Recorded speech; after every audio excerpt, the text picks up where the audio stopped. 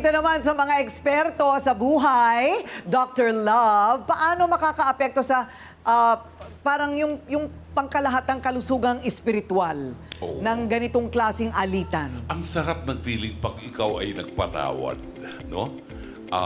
Kaysa doon sa ikaw ang humingi ng tawad. Yung ikaw nagpatawad, mas magaang, mas masarap. Boy, nauunawaan ko yung nangyari sa inyong dalawa ni Mugas.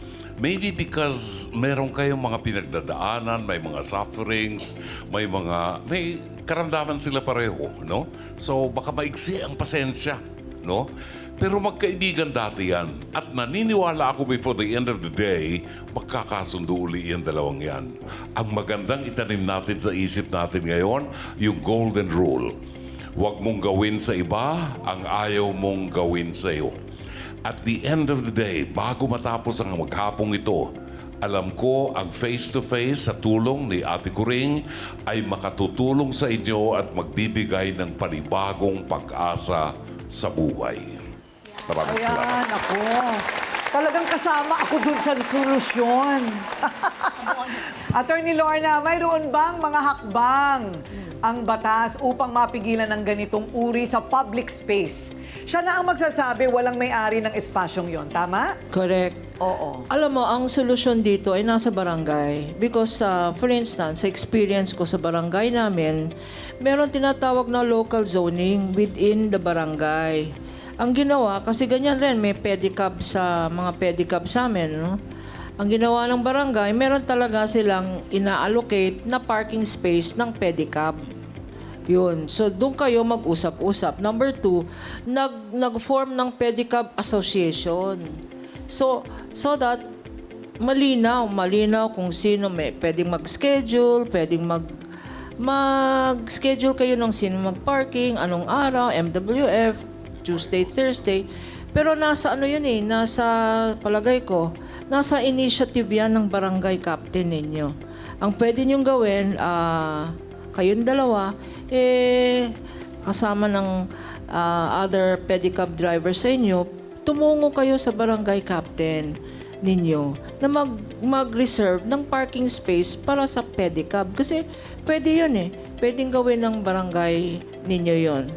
Ang mag-form ng isang local zoning within the barangay at mas importante, mag-pedicab association kayo. Ayun, Pedicab Association, wala ba sa inyo yon? Meron po. Meron naman. Opo. O magpatulong, alam mo, kailangan makausap natin yung pinuno ng asosasyon ninyo para maayos talaga yung parkingan. Hindi pwedeng sosobra sa dami ng mga pedicab driver. Opo. Yung di ba? Okay, Doc Camille, ano naman ang mapapayo ninyo na para sa maayos at simpleng pagkakaintindihan? Dahil lang sa parkingan na ito. Siguro palagi nating nakakalimutan yung salitang empathy or yung kakayahan ng isang tao para maintindihan kung ano ang kanyang nararamdaman pag merong ganitong klaseng sabihin na natin sigalot. Kasi kung naiintindihan nyo kung ano nararamdaman ng bawat isa, kayo mismo, hindi kayo gagawa na talagang magiging hakbang na magkakagalit kayo. Unang-una, lalong nakakalala po ng inyong mga sakit, yung pag-aaway na yan. Pangalawa, yung trabaho nyo, alam nyo yung sun exposure na sinasabi, nakakalungkot isipin, pero kasi bawal po yan sa may sakit na cancer. Bawal din po yan sa may stroke. So parang ako hindi ko alam kung paano nyo po magagawa na talagang sabihin natin mapapaayos natin yung buhay natin. Pero siguro kung nagtutulungan kayo at iniisip nyo, sige, magbigayan tayo, hindi po aabot sa punto na lalala ang inyong sakit at at the same time, magiging maayos ang inyong mga kabuhayan. Ayun, thank you, Doc Camille. Tama yun. Kumbaga, hanapin natin ang liwanag. Huwag na tayong manatili sa kadiliman. Sa totoo lang, At yung galit, nakakadilim ng paningin yan. Ayun na nga, kapag hindi napigilan, baka mauwi tayo sa mas lalong malaking problema. Tulad ng paghabla o kaya, di ba, mas marahas na kung may makatapat kayong mas malakas sa inyo, di ba? Yung asawa ninyo hindi nakakakita. Magpigil na tayo ng galit, okay? So,